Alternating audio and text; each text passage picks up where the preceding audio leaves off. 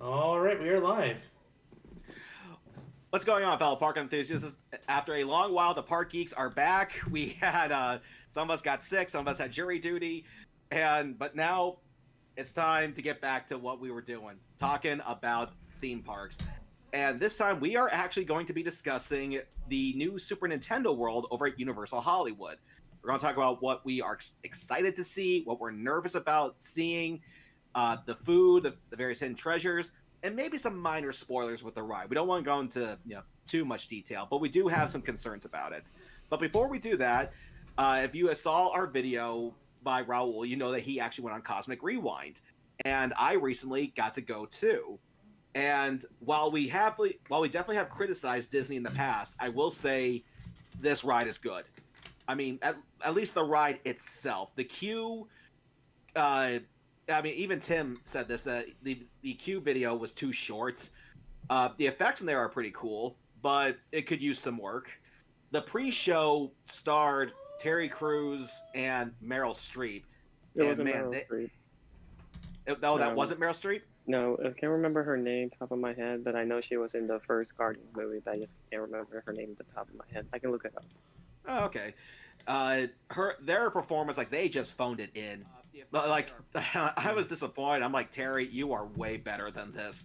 I mean, it starts with him going, Epcot, Epcotians, Epcoters. Oh, we're on. You're supposed to tell me.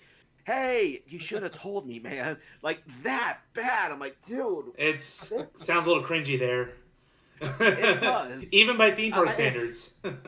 I, I mean, like, if it was me, I would have said, like, oh, we're on. Hi, welcome. You should have told me. I'm so glad you guys can be here. You're fired, by the way. Just like do that bad ventriloquism gag. Uh, Um, it's Glenn Close, by the way. oh, Glenn Oh, yeah. Close. Okay, all right. Uh, but again, the effects in the pre-show are cool. I always love that effect of where you're in one room and then a completely different other. It's one of the reasons why Journey to Atlantis is still around. There is some pretty cool effects in there. Uh, but the ride itself, I was able to do it twice, and I had the two songs I got was that weird conga song, which to me felt really out of place, and the other was One Way or Another. You know, one way or another, I'm gonna get you. Yeah, that song. It's a bit more fitting, but they missed a golden opportunity. They should have had the live version of Crazy Train by Ozzy Osbourne with Randy Rhoads, because I can just picture you going through this track and there's Ozzy going, mental wounds not healing, who and what's to blame. And when you hear the audience like cheering and rooting it on, it almost feels like the entire galaxy is rooting you on. They Like could they have should. easily done Back in Black and Shoot the Drill, like the songs from Iron Man 1 and 2. And what was it? The first song you hear in Guardians of the Galaxy, Oh, hooked or on a Fearful. feeling. Yeah. Not Hooked, the one before. Yeah, I feel like they missed a golden opportunity, and there's only 6 songs, so Supposedly there it, were more songs. I talked to a friend, which I'm not going to disclose, who worked on the ride. There were mentions that there were going to potentially be more songs than that, and between the creative team, I believe also Kevin Feige, um, they had to kind of condense it. Some of the songs you would have heard are actually in the exit as you're exiting. One of them Oh being man. "Rake Astley," "Never Gonna Give You Up," Oh. and the different songs you could have heard are playing in the exit queue. So potentially, some one of the songs could have been. But like I also said, you as a rock and roll individual yourself, you could have had AC/DC, like Back in Black, Shoot the Drill.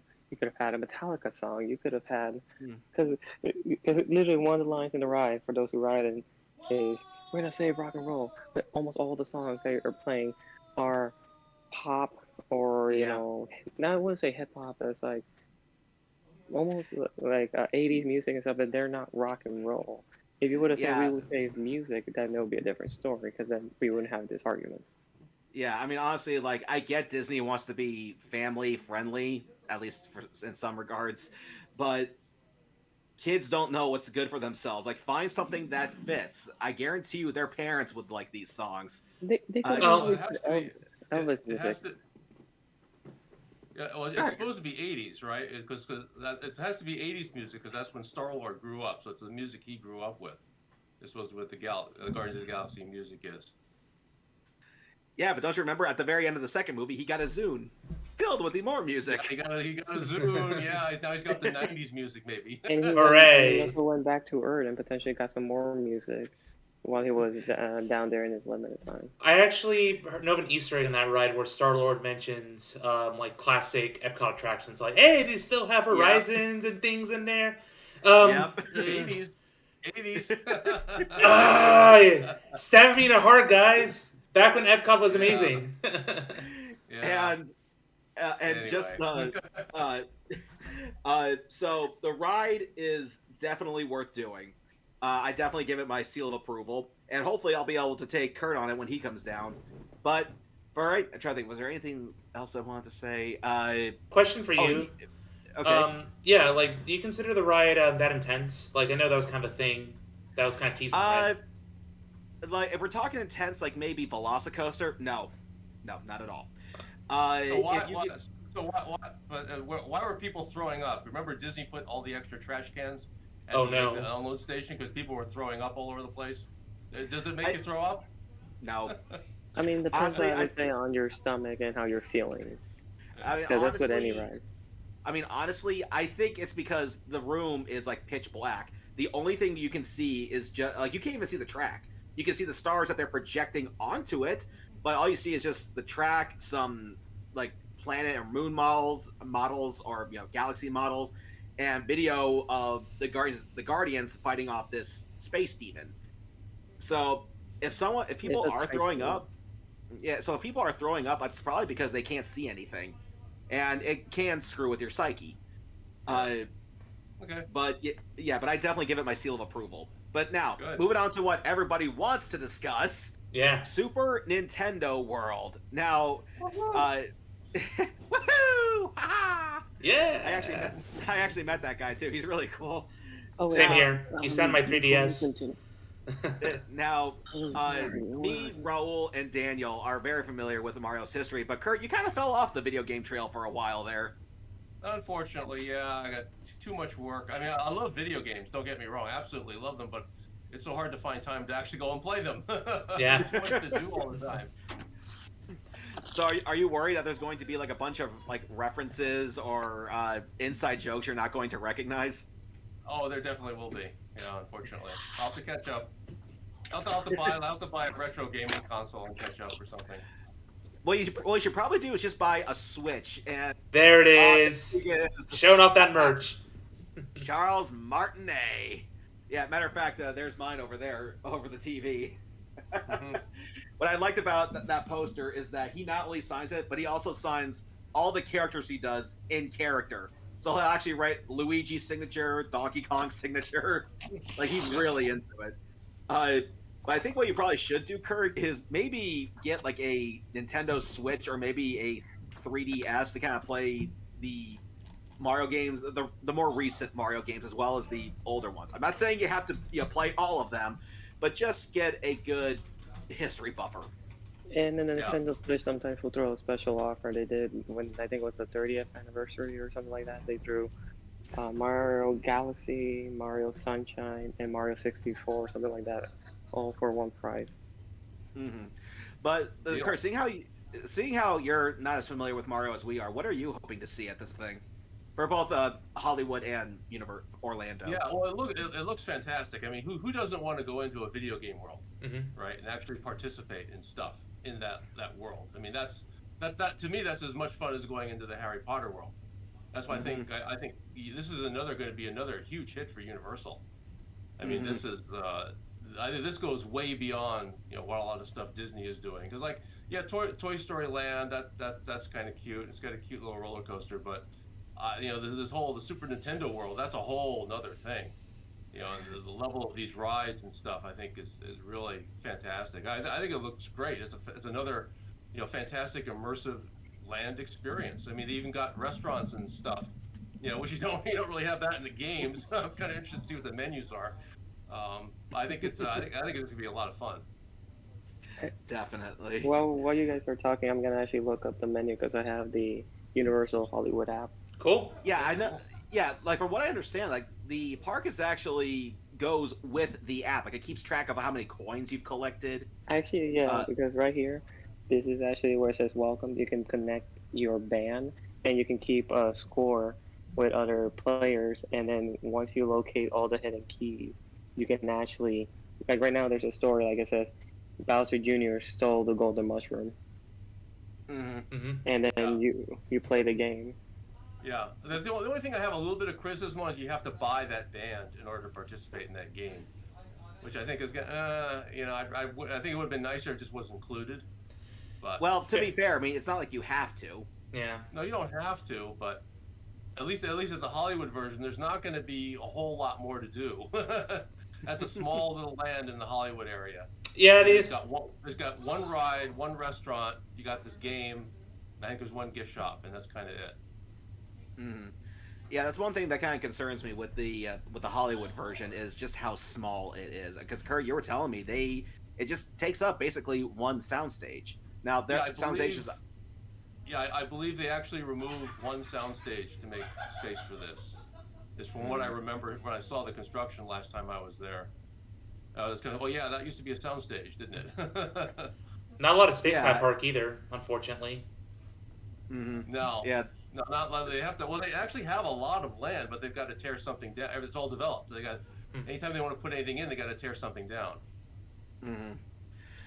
But yeah, Daniel, Raul, what are you looking forward to the most? Because I know because you guys are actually going over there later this year. What are you hoping to see and experience? Yes, we are. Go ahead, Yeah, Raul. for me, I'm always really just expecting to have fun, because as someone like most people, as the majority of us play, Mario growing up, whether it's Mario 64, Super Mario, and then the Super Nintendo, all the various Mario games, and even if some of us grew up with the Super Mario TV show, that was around, um, and also I'll be honest, I'm excited for the Chris Pratt Mario movie.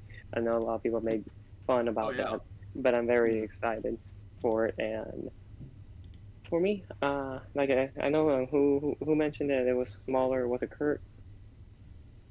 Yeah, Kurt was the one who brought up to me that it's going to be smaller than the one in Orlando. Well, it's also smaller in Japan because Japan has the regular Mario Kart ride, has everything else, including it also has the Joshi Omni Mover ride, and then also later on, I believe it's opening in 2024. They're opening up the Donkey Kong section with the minecart roller coaster. The good thing about Orlando is that everything's gonna be built all in one. The Donkey Kong, Mario Kart, and Yoshi. That's all gonna be built in one, not in phases. They might add more stuff later on, but everything in Hollywood pretty much the same except they won't have the Yoshi. Doesn't have the Yoshi ride, and it doesn't have the Donkey Kong, or potentially won't have the Donkey Kong. But I'm excited to play the mini games. I'll be honest, like getting the Power Up Band, doing the coin, like doing all that stuff, meeting Mario, Luigi, and Peach, and doing all the different activities, and also the Mario Kart attraction itself. And I'm excited because I've seen glimpses here and there, and just the fact that it's augmented reality, a mix of like screen, virtual reality, and actual animatronics. This is something that I like in general because like having a screen ride works if you don't do it correctly. But if we are over reliance on screen ride, then it just becomes boring. When you have a good mix, I will say, of animatronics and screen, can work. Of course, there's some rides that it can really only be done with screens. Like there's no way around it. Like for example, Back to the Future, that was a great ride and it was all screen, but they used the screen to its advantage in the technology. So it's a give or take. It's a give or take. But I am excited for it, and I'm excited to try some of the food options. They got the mushroom soup. They got the burger that looks like a mushroom. They got the little cake that looks like the hill If you don't like mushrooms, Like, like for do I example, get taller if I eat this? yes. Like for example, they got the Mario burger, the Luigi burger. They got the fire flour spaghetti and meatballs, the chef toad short rib special. Then you got for desserts, you got the block tiramisu, the bean pole cake, and Princess Peach cupcake. And plus they have the superstar lemon squash, and then they have other like drinks. Everything, of course, is themed, which I love. It's a simple fact. And all the I better merchandise see is there. Yoshi's Cookies. I better see Yoshi's Cookies. Which heard that was an old video game. Oh, really? Okay. Yeah, it was like a puzzle game. It wasn't an action platformer, but it just was. I guess it was some game in Japan. They gave it some Mario Yoshi reskin. So it'd be kind of funny if they actually had a Yoshi's Cookies shop. I'm not. Yes. Yeah. Speaking of screens and rides, yeah, you're absolutely right about that. You got to balance it out. Like I think Universal did a really good job with the Secret Life of Pets ride, which is also at Universal Hollywood, because that's a combination of real sets, animatronics, and screens all together, and that's a really fun little ride through dark ride thing. Yeah, is that actually something you're concerned about with Daniel? Just how the ride's going to pull off this technology? Because I've seen video and you wear, well, frankly, Mario's hat. There's a screen. There's some sort of like plastic in front of you, and what worries me is that the illusion or the effect might not come through. Because I'm worried that for one, you'll be able to see right through the characters, which kind of gives it away, unless it's Boo the ghost, or you see all this high-speed action going on in front of you, but you feel none of it. I mean, with like say the Spider-Man ride or even Transformers, they did everything they could to make you feel the speed and the action. But I'm worried with how, frankly, insane the Mario Kart games are, the illusion might not come through. Yeah, and that's definitely the biggest driving factor when I go to Super Nintendo World this year. Is just that new technology, because it is patented, brand new technology. Like, is this something that could have potential for the future, or is this going to be a one-and-done bust? And I already am aware of some reception from the Japan version, but obviously I'm not going to talk about that. But I'm looking forward just to see for myself, because videos can only do so much. Being there, if there's any wind effects or any extra effects that go along, to give you that sense of speed. Because if they can give you that thrill like they do for the King Kong or your personal favorite, Fast and Furious, Supercharged. Guilty pleasure. Yes. Guilty pleasure. Everybody's favorite. But it's no better than E.T. Sorry, Raul.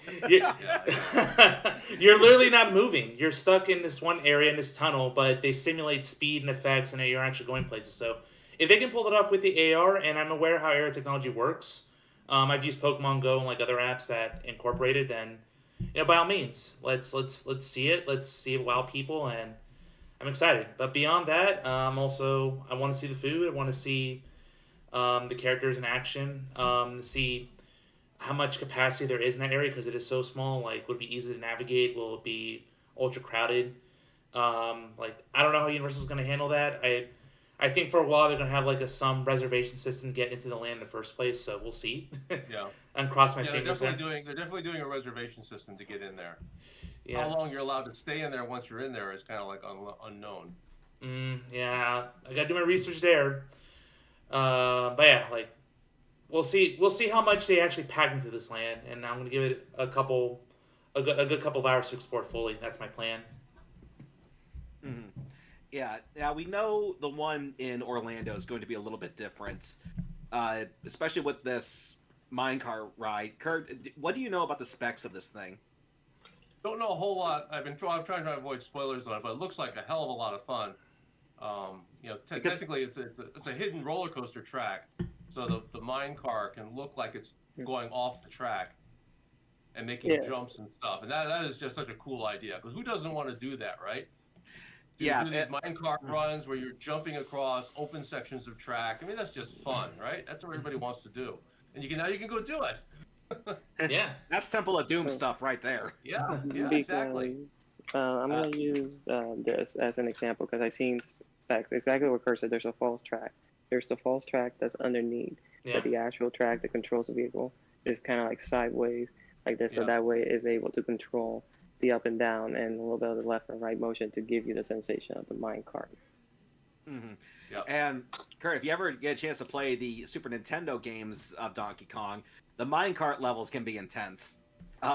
Just not just for trying to make the jumps and collect all the treasures, but there's even like secret passageways that completionists try to find. And with that, so with that challenge and with that music, it can really tense you up. So, and if you get a Switch and the Switch Live, you can get a bunch of old school NES, Super Nintendo, and Game Boy games for it now. Oh, cool. Yeah, I mean, they're emulators, but they're very effective emulators. Oh, they're good. That's fine. I mean, sure, it's easy to emulate these really old game consoles on modern hardware. And another thing I better see, too, is that I better see an arcade. I better see an old school arcade. You want a retro arcade, huh? Do it. I mean, come on. I mean, this is where there was a big boom in the 80s that happened with where there was an arcade scene. So how could you not have that? I mean, I don't think it would fit well with the theming of the land since you're in the Mushroom Kingdom. Yeah, it'd be a little weird, I guess. Like, you're in the world, but you're also not in the world. It's like a whole meta thing going on. Then have it right outside, like right next to the warp pipe. Which, by the way, I found out makes that noise as you walk. That's cool. It is.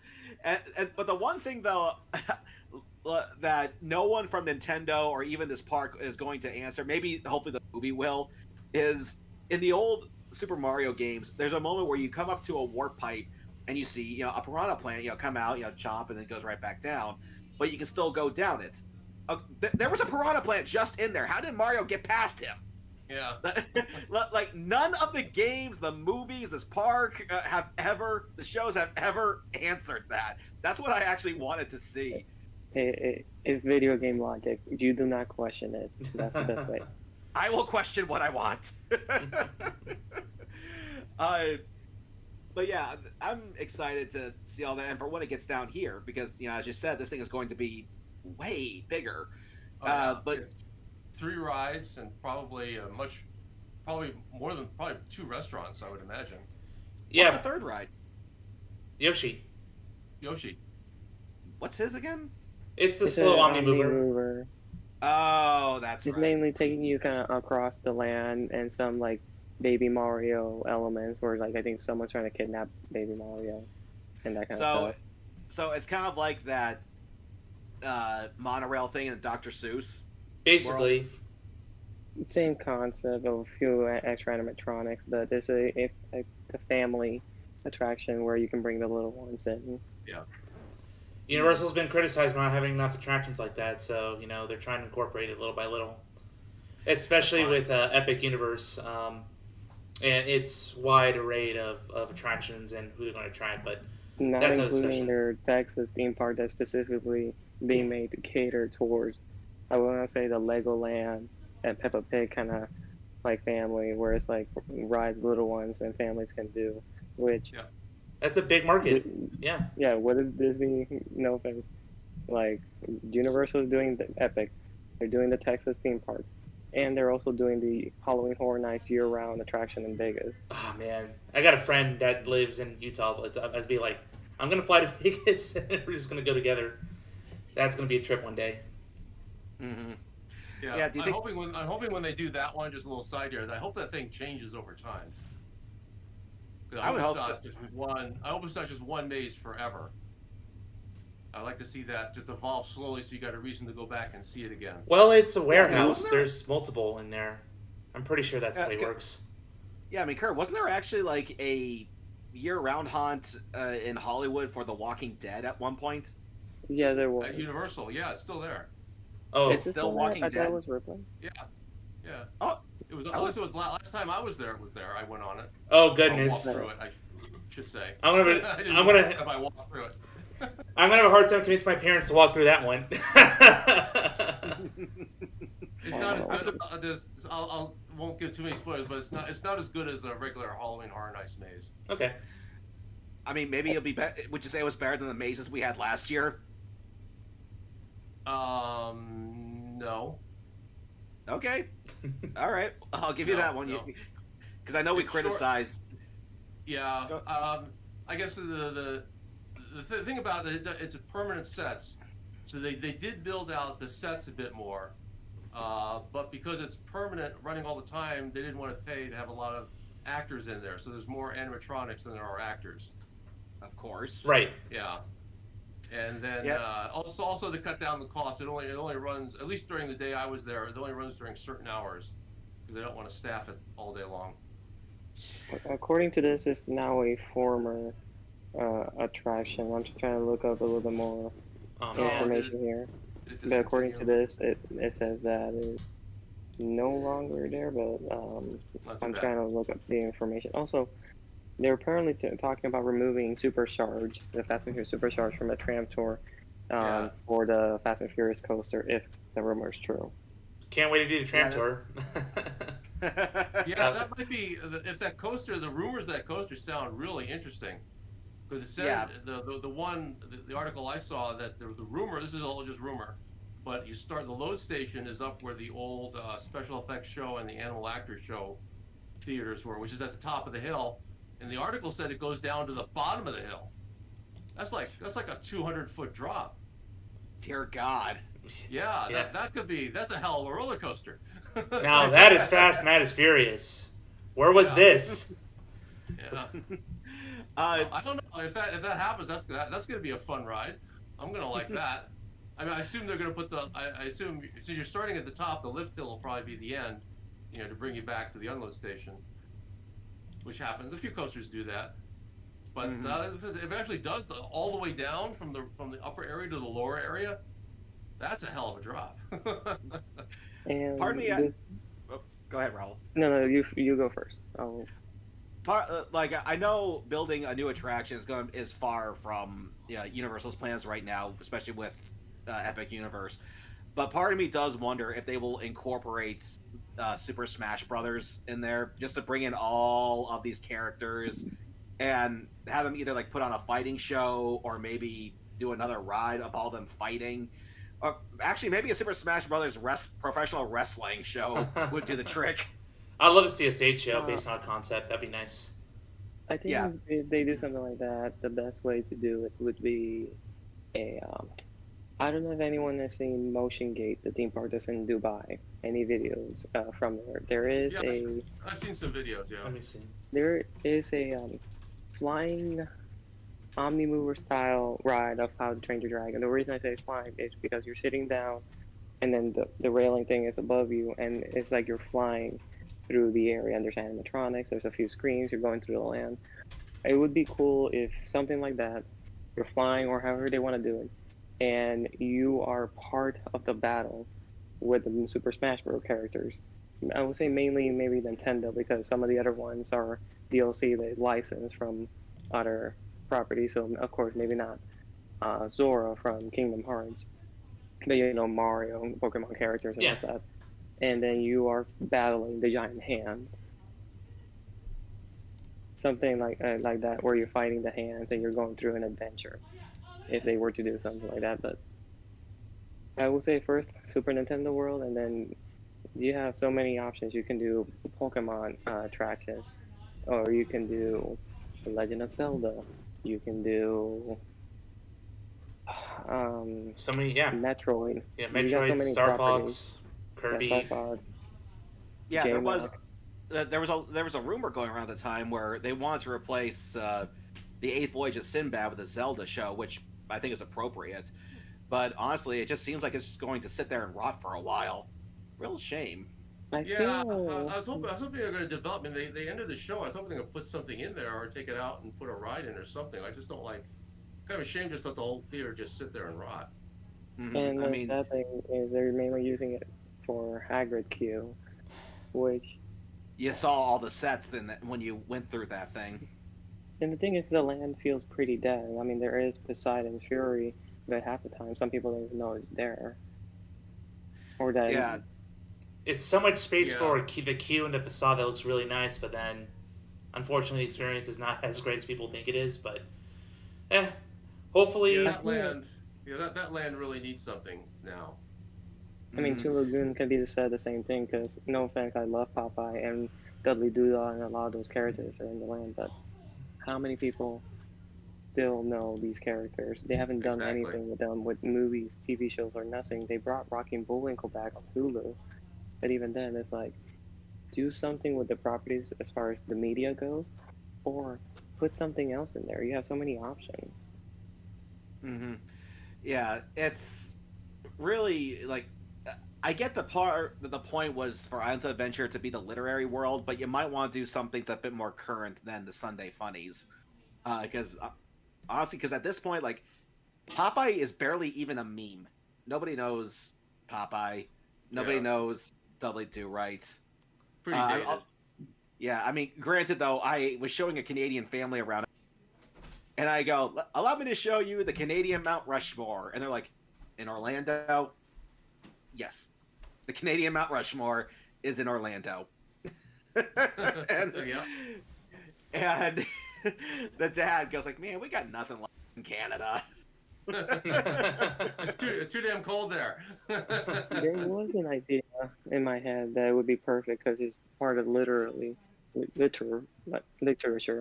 in a way. You know how Marvel is based on comic books?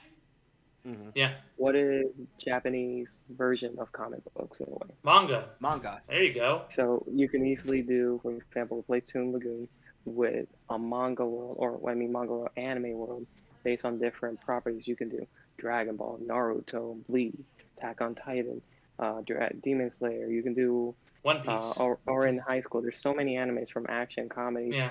that you can literally make an entire world. You can have a ramen shop. You can have boba, different foods and treats and all these other stuff. You can literally have an entire anime world, and it will still be with the theming of violence because it's based off a book or literature. Yeah. That's definitely a good idea. Instead of just IP, it's just another genre that enters the fray. It's just very valid and popular here in the West. Go ahead. Now we discussed a little bit about what we're excited to see at this new attraction, but that being said, do you guys actually have any concerns, especially for you, Kurt? Because I know you're really big into the technical aspects of a lot of these things. Yeah, I don't think I have any real concerns other than I think it's going to be great visually. I'm really just concerned about the size at Hollywood. It's the only thing that really concerns me. I think the ride's going to be really good. You know, the kart racing. I think they're going to pull that off. I know there's a lot of questions about how well that's going to look when you're actually on it, but I think they're going to pull that off. I think Universal knows not to try something that doesn't work well. Well, I mean, we still got Fast and Furious, so I don't know about that. Well, yeah, not everyone's perfect. That's a good point. I mean, there's certainly that obviously that migrating that to Orlando is trying to do something on the cheap. Well, let's hope they had in mind there. Yeah, let's hope they learned their lesson. I think they did. Yeah. But as we said before, all is not lost. I mean, you could convert that attraction. It's right next to the Harry Potter area, the London area. Well, that could obviously be the night bus. Absolutely. It's everything you need to do a night bus adventure thing. So it'd be the same ride system, maybe. Hope is not lost on that attraction. You want to know something funny though? What's up? All these, plans that Universal has, all these big plans, what does Disney have? The Moana area and the Tron coaster port from Shanghai that took 7 years to build. Yeah. I mean, COVID didn't help. I will be fair, at least on that. But, yeah, because I remember I saw a video of that coaster, and some people were saying that it was too short, and that only 87, 90 seconds long. Yep. Ooh. So that's at least what I've heard. It is a little short, although I have got to be fair. I think it's more or less the same length as like Space Mountain, right? It feels longer than Space Mountain. I think even Velocicoaster is a little longer than Tron is. Not much longer. Around 2 minutes long the ride is. I mean, that's including loading and unloading. Yeah, I assume you're not counting the pre-show and the queue, right? No. You can't. No, it's from the time you launch to the time you hit the brake run is the actual length of the ride, in my opinion. It's less than a minute from what I hear. Really? Yeah, like just under a minute. Really? I'm, Okay. I mean, I'll still give this thing a fair shot. Tron was definitely known for its light show. The movies I know have mixed feelings on, but First hopefully one movie day is I can. great. Second movie is underrated in my opinion. Not perfect, but it's still pretty solid. Yeah. Uh, but that being said, I know there's actually there was actually some leaks of some of the attractions being built for Epic Universe. Did all three of you guys see those? Yeah, I talking keep. about the aerial photos. Yeah, I saw those. Yeah, it looks like we are getting another dueling coaster again. Yes. Yeah, there's actually Yes. I searched around elsewhere. You can actually find the CG animation for the on ride point of view for those. It's pretty cool. Really? That looks if this is all accurate, that dueling coaster looks really good. It's long, too. It's a long ride, multiple launches. It looks good. Almost like Cheetah Hunt in Busch Garden. Yeah. Any idea what that's going to be themed off of? I did not see. No. It's in the supposedly it's in the hub area of Epic Universe. So it's not part of like the How to Train Your Dragon. It's not part of Nintendo World. It's not part of the Wizarding World. It's a separate thing. Yeah. Mm-hmm. It's kind of like I think it's maybe based on like the idea of the celestial or cosmic. I think that in Japan they have a coaster there called the Dream Wave or something like that. So it might be that same concept where it doesn't have a specific theme of like a property, but it's just its own thing. Mm-hmm.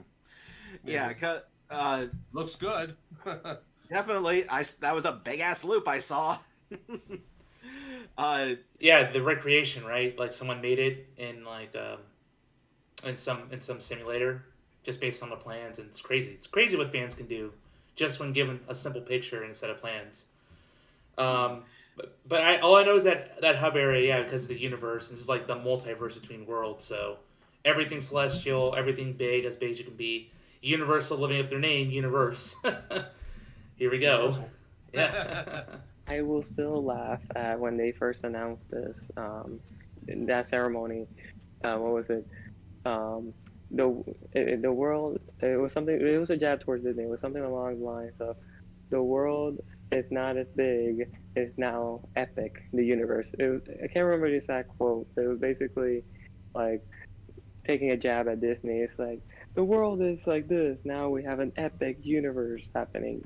And it was something along those lines that made me like chuckle. Yeah, it's not just a world; it's an epic universe now. Now, I think it kind of lines it up because like all this stuff, the whole thing with epic universe, it just like blows anything Disney's doing out of the water. Mm-hmm. it's really it's really sad to see because Disney was definitely known for their imagination. And I know we've talked about this before, and sorry to anybody out there who might be offended, but Right. they definitely because we don't want to see Disney fail. Believe it or not, we don't want to see them, for lack of a better word, crumble. We want to see them succeed. But I just think they burned a lot of goodwill with not just with their theme parks, but with their content. Yeah. That and also Yeah. with the behavior of the people from that content. Like, why on earth would you insult the people you're trying to get their you're trying to get their money from? Yeah, there's an old saying: the customer is always right. gotta get back to that. But yeah, to Disney, in many ways, Disney is a victim. I don't go off too far on this, just really briefly. Right. But Disney is the victim of their own success in many ways. They do have, there is a tremendous amount of demand for their theme parks, and I'm not going to deny that. And they're going to have that for a long time. It is leading to the crowding issues and all the problems they're having. They're trying to address with like reservations, and they're trying to cut down crowds by making you pay for fast passes and stuff like that to help use financial incentive to regulate the crowds basically. And says, yeah, okay, you can do that, but there's a better solution, and the better solution is what Universal's doing: is you build another gated park. If your demand is that high, build another park. Or build rides that can have a higher capacity. Yeah, or build a really good expansions to your existing parks. Like Disney, in my opinion, really needs a fifth gate at this point. You've got the demand. You've got people want to go to the park and have these trips at your park. Well, great, expand and bring even more people in. That's what I would do. They got to get some money. They got to sell, and try and refocus their efforts on their moneymaker. But per Iger is like, nah, we want to win the streaming war, and then we'll have the parks continue to carry us as much as we can until Epic opens, and like, okay, we'll see. I feel without going into to these shows, of course, this is not the topic, but the whole idea of the streaming with Disney Plus, is that I don't know, like they should have, no offense, done like the deal with Netflix, how Nickelodeon made a deal with Netflix in a sense, because now they had to pay the money for their content and everything on the streaming service, and also the money from the streaming service. They're putting a lot of money into that. When in a way, if they made a deal, let's say, for example, with Netflix or even Hulu, streaming that's already been established, where they could have saved a lot of money from all these like managing Disney Plus and all this other stuff, and put it on their content, they could potentially save a lot of money and have less of a hassle in a way. I don't know if that makes sense. Yeah, because I know the streaming wars is in full effect, but the fact of the matter is we don't need this many. We really don't. No, we don't. I mean, no, it's stupid. No, nobody wants to subscribe to 47 different streaming services. That's it's too fractured. Do you know how many streaming services I subscribe to? Zero. Mm-hmm. It's zero because I refuse to play that game. I refuse to play the game where I have to sign up for 47 different services to get the content I want. I'm just not going to do it. Sorry. There's ways around it. See you guys later. I'll just watch. I'll enjoy YouTube videos. Fine. Because when it first started, it was mainly Hulu, Netflix, and Amazon, and that's fine. Like you have some movies in Amazon, some movies in Netflix, and they might go even back and forth with each other. Same with Hulu. But then Paramount Plus. Then you have Disney Plus. Then you have Apple Plus got into the game, and all these other streaming service. And like you said, you have to pick and choose. Like I, in a way, am using a friend's Paramount Plus account, and then I have Netflix included in my T-Mobile. So certain things here and there I'm not paying for, but I still have the service. But here and there. But like not everyone has that luxury of knowing people that will let you use certain like streamings and stuff like that. Yeah, and like there's even now like for video games, it's like it's really devalued the entertainment sphere or the entertainment market, because now anybody can release anything. And while to an extent that's good, but now there's a giant oversaturation. So if your goal was to try to make a lot of money doing this, it's probably not going to happen. Mm-hmm. Yeah. You better do it just because you have the love of it. But anyway, before we move on to our next topic here, because we're going to be signing off here soon. Kurt, you said you wanted to say one last thing about Nintendo. Oh yeah, one thing. Just I think other people are kind of the same vein as I am, but I look at the plans for the Nintendo World at Epic Universe, and I say, great, I want more. I hope so much. I think they have I hope they save some land for expansion of that area. Because even as big as it is and is going to be in Orlando, I'm still going to want more of it. Mm-hmm. I want a Sonic the Hedgehog coaster. I want a Sonic the Hedgehog coaster. Yeah, why not? I mean, this is there's so much you could do in there, and I really hope that's like Harry Potter is going to have 3 areas now. I hope this one gets more areas too. According to the concept art that I'm seeing, is there a way I can share the stream, or share my screen? Yeah, if you share it and replace your video feed, we can see it basically, okay. And then it will show up on the actual feed. There we go. Okay. Here's the stream. So I'm gonna zoom in here. Okay, so here is the Nintendo area. So because if you look here, they have some color area and stuff. God damn it! Look at all that space. Yeah, they have space here, and of course this is supposedly the monsters area here. But so there's rumors they're gonna have the monster area expand up here, including a different ride. They could have potentially space here for monsters or Nintendo. Because of course here there's the hotel, there's the hub area with potential attractions here and there, and of course if you look here, this is potentially where the double coaster is, and the other attractions are. So they definitely got plenty of room to expand. And we look at this other map. This is supposedly the concept, and as you can see here, even here and over here, there's plenty of land for expansion. And we have, of course, this map here to give you the idea of how big the land is. It's as big as the whole resort right now. It's gigantic. Jeez. Yeah, I'm trying to find. Universal's literally doubling their real estate with Epic Universe. Yeah, there was a photo. I don't know if I can find it, where basically someone took the size of islands, put it inside where Epic would be, and there's still a bunch of land that they can use. Mm-hmm. Yeah, so for the expansion thing, yeah. I have heard rumors that Universal's kind of waiting on success of the Super Nintendo properties here on the West, and if it is constantly crowded and merch is going off the shelf, which I'm sure it will, then they're gonna release these. They have ideas set up now. You just got to bring it out and announce it and just keep producing. Exactly. Keep giving people a reason to come back to the parks. So every single year there's something. And Universal in a way was kind of smart because one, they're putting in money with the city to expand the roads and improve the roads around the area. And not only that, I don't know how many of you, maybe not you, Kurt, as much. I don't know how much you follow certain news here in Florida. The Sunrail, the train, originally was gonna stop at Disney, but apparently they couldn't make a deal go work.